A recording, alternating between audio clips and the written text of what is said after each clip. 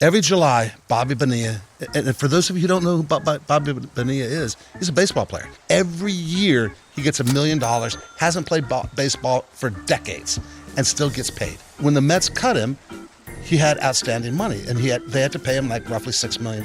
They said, instead of paying you all $6-7 million that we owe you now, we're going to give you $1 million a year, every year. So 36 years, he gets $1 million a year every July. Talk about an incredible annuity that Bobby Bonilla set up for himself. He made a $6 million investment. He basically told the Mets, keep your $6 million, just give me $1 million a year.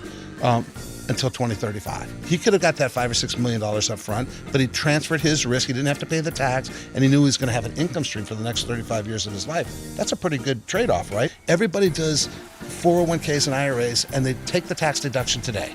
They take the tax deduction when they can afford to pay taxes at the lowest tax rates possible. I've never met somebody that when they go into retirement that they want to have less money and income during retirement. You're spending more than you ever had, and you're busier than you ever were. You don't even know how you worked and got things done because you're so busy being retired. We were trained to take the tax deduction today.